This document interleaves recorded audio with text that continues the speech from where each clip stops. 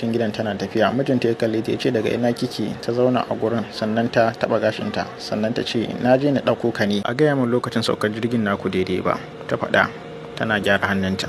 Jirgi ne ya sauka tun jiya da daddare, ya faɗa tare da fasa kofin da ke hannunsa. Tun jiya da daddare nake jiran dawowarki cikin gidan nan. Ta yi murmushi tare da gyara zamanta ta ce kana jira na tun jiya da daddare, amma kuma naga kaman ba kai kaɗai bane a cikin gidan. Sauri ya kalli jikinsa da ko ina jan baki ya bata shi. Aka kira sunansa tare da faɗin naga ruwan ban ɗakin ya ɗauke. Mace ce ta fito daga ban ɗaki tana share ruwa da ke fuskarta. Ta yi murmushi ta kalli Muna wacce take zaune a kan kujera ta ce yanzu kika dawo? Ki zargi wani abu? Babu abin da ya faru tsakanina da shi. Ta bata amsawa ya ce ki sa kayana. Lokacin da nake taimakawa Hudi da wasu ayyuka na dan bata kayana shine na dan shiga na watsa ruwa, shine na saka wayannan kayan. Ki cire kayan na ce, ta faɗa tare da katsita.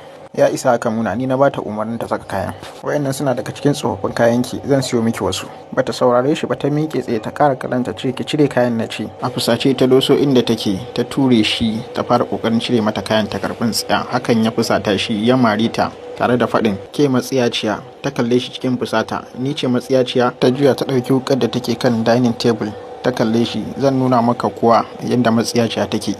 Sai na kashe ku gaba ɗayanku. Ta bi su cikin fusata tana dariya da wuka a hannunta. Muna baki da hankali shi, muddin kika kuskura kika yi min wani abu mahaifana ba za su taba kyale ki ba. Ba zai taba sawa ki mallaki dukiyar mu ba. Dukiyar ku ta samu ne da taimakon